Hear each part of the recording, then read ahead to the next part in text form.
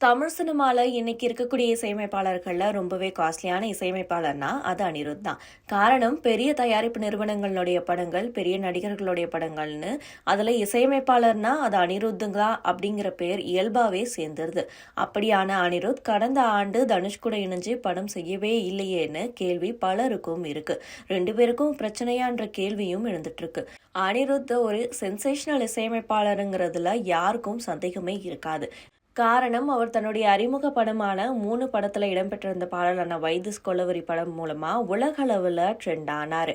இவர் தமிழ் சினிமாவில் இசையமைப்பாளரா அறிமுகம் செஞ்சு வச்சதே தனுஷ் தான். இவர் இசையமைப்பாளரா மாறின பிறகு தனுஷுடைய படங்களுக்கும் அவருடைய தயாரிப்புல உருவான படங்களுக்கும் இசையமைச்சாரு. இவங்க ரெண்டு பேருடைய கூட்டணியில ஒரு படம் வெளியாகுதுனாலே அந்த படமும் ஹிட், அதுல வரக்கூடிய பாட்டு எல்லாமே ஹிட்னு கூட சொல்லலாம்.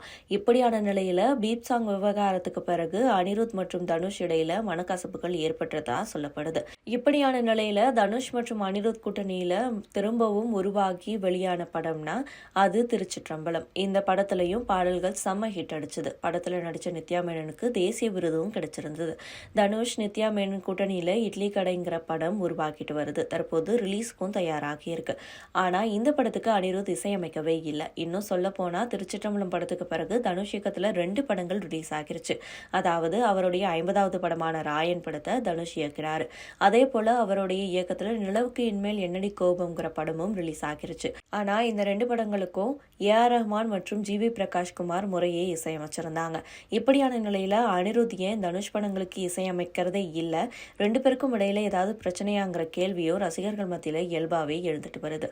ஆனா 2 பேரும் இணைஞ்சு படம் பண்ணாம இருக்கிறதுக்கு காரணம் அனிருத் தற்போது செம பிஸியா இருக்காருங்கிறது தான். இன்னொரு காரணம் அனிருத்தினுடைய சம்பளம். அனிருத் ஒரு படத்துக்கு சுமார் 19 கோடி ரூபாய் வரைக்கும் சம்பளமா வாங்குறாருன்னு சொல்லப்படுது. இதன் காரணமாகவும் அனிருத்தை கமிட் செய்யறதுல தயாரிப்பாளர்களுக்கு பிரச்சனை இருக்குன்னு சொல்லப்படுது. அதனாலதான் தனுஷ் படத்துல அனிருத்தை கமிட் செய்ய முடியாம போக்குதான்.